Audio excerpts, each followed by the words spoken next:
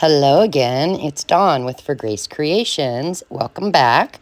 Today we're going to play with some tea bags and we're going to get photos transferred onto our tea bags. At least we're going to try, and I've got two different ways. And I'm working with some thick card and some really thin card here today. So you need tea bags, your images, and now you're going to need some paintbrushes. Mine are sitting in water, 2 of them, and then a little bowl of water. And we're going to need some Mod Podge. Doesn't matter, gloss, matte, doesn't matter what kind. And clear gesso. Now, the 2 different ways, if you don't have clear gesso, that's fine. First, we need our scripture card for the day. What do we have? Psalm 149, verse 4. The Lord takes pleasure in his people. He adorns the humble with salvation. That's a good one. So we're just going to set it over here on the side.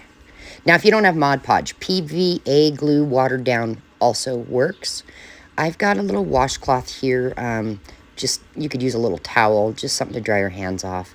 And I dry the water off of my paintbrush before I use it. So let's start out doing a couple things. First, take an image and put your Mod Podge all over it. Make sure to thoroughly cover all of that image.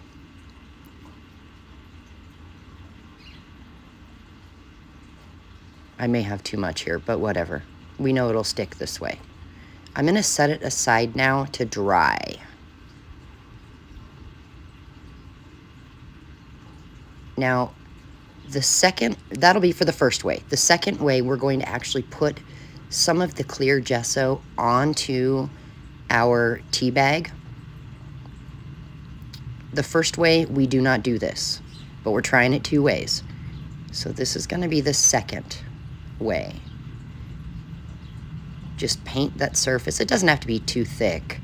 And keep in mind, it does have to dry. And if you don't want to use a hairdryer or a heat gun, I don't recommend doing it too thick because it'll take forever to dry.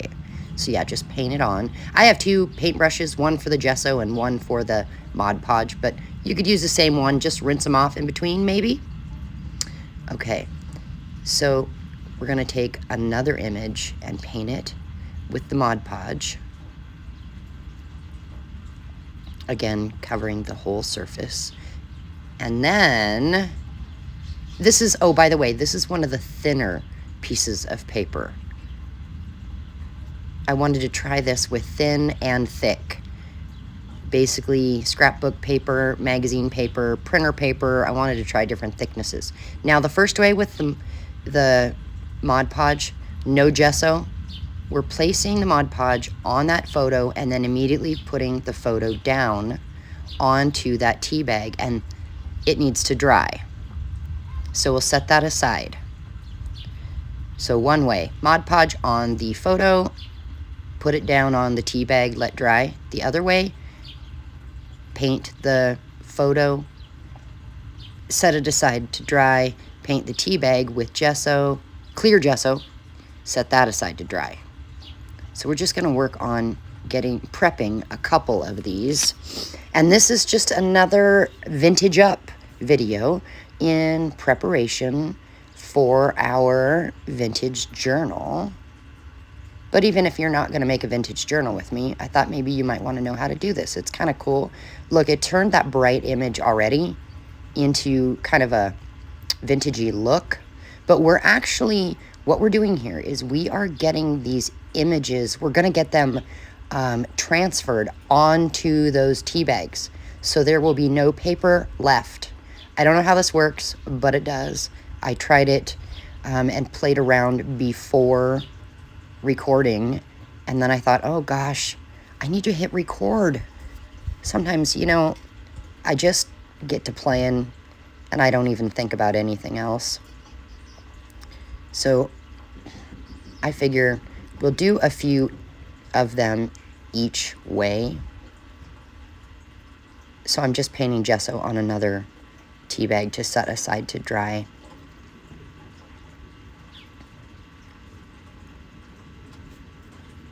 And I'm going to do that with these last few photos, just prep them for our next step.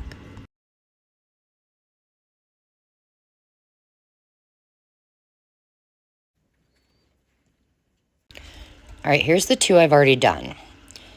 So this one here has the clear gesso on it. And it has no paper left on the back. Looks pretty good. This one was just the Mod Podge, no gesso.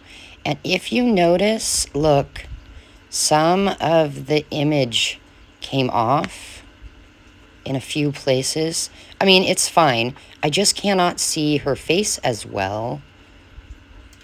So I had a thought. Let's try painting the front with this Mod Podge. It is gloss. I wish I had matte, but that's okay. And I'm just thinking once it dries, maybe we'll be able to see the image of the lady better. I don't know. And you know what? Why not? Let's go ahead and let's paint that other one too and see what happens. I'm not entirely sure what will happen. And I didn't need to do this because I can see that image really well, but it's all about experimenting. Now that everything is dry, we have the next steps. So this is the one where we put the gesso on the tea bags and the Mod Podge on the papers and let it all dry. So we're going to get our paintbrush, our Mod Podge, and yes, we're going to paint our pages or our papers with Mod Podge again. And when it is all over, we're going to plop it down on that tea bag.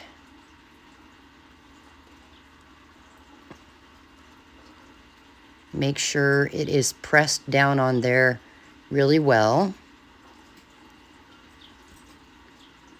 And then we're going to set it aside to dry again. And we'll do the same thing to these other two. So with that other way, this is what we did. We just skipped the gesso step.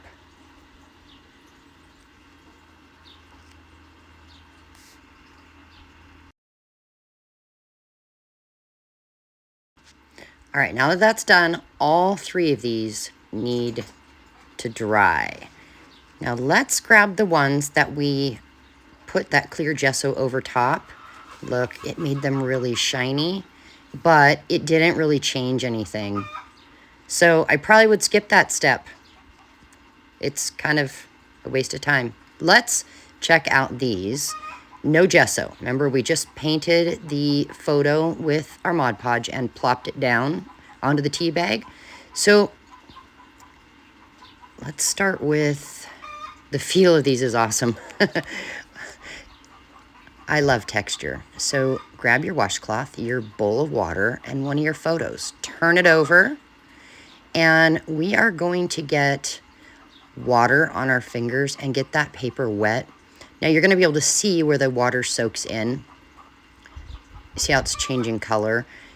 The darker white spots, that means it needs more water. But we're going to gently start rubbing and dipping our fingers back in the water as we feel it's dry, and when we come across those darker white spaces. And look, we're just peeling off the paper, but we're doing it, you know, fairly gentle. You do have to put a little pressure on there, but not a ton, because you don't want to rub, you know, a hole in the tea bag or anything. So you just do that to the whole photo. And I'm going to go ahead and speed it up. And once all the paper's off, I will go ahead and stop and show you.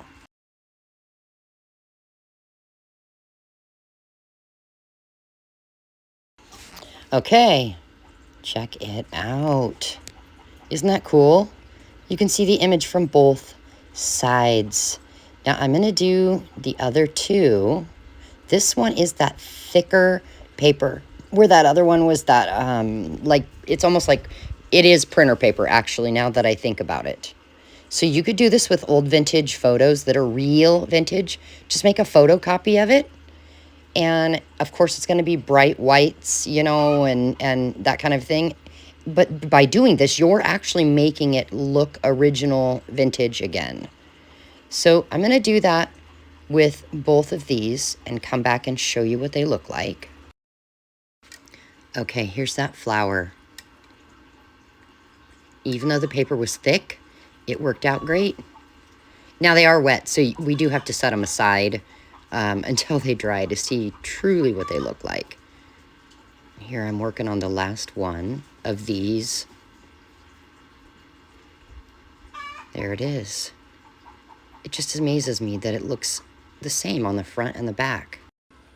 All right, here's our other three, the ones that we did paint on the gesso onto the tea bag first. Let's see what happens with these. So I'm going to do the exact same thing. Flip it over, get it wet, rub, and I will cut out a lot of this rubbing because you don't, now that you know to do it, you don't need to see all of that. That's boring. Look, her face is starting to appear. And that is the final product. This is the back side where we took the paper off, and that is the front. And it does, yet again, need to dry, and then we can finish getting those stray little pieces off. And then let's do our flower.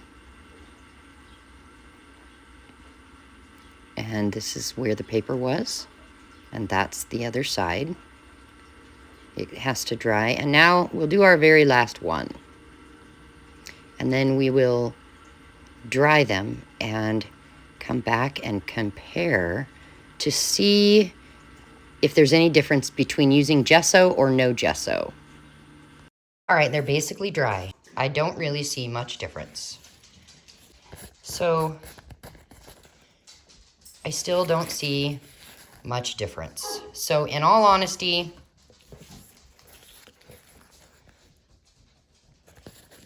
when you look at it, to me, you could skip that gesso part completely and come out with the exact same results and way less dry time, right?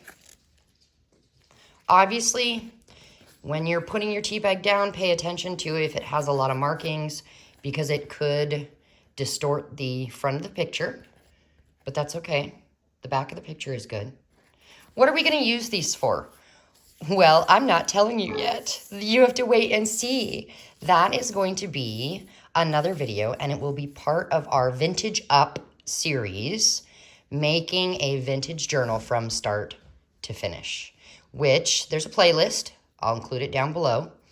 And I will do some of these images, and I will go ahead and put them in my Ko-fi site. There won't be a lot. And they will just come in a normal flat envelope with one stamp, so no tracking. So there'll be no shipping cost and very inexpensive. In case you want some of these, but don't have the supplies to make them, that'll give you options. So thanks for being here, you guys. Could I ask you a huge favor? Could you go back and like this video and then leave me some sort of a comment? And the reason is, believe it or not, it helps the YouTube algorithm. Take care.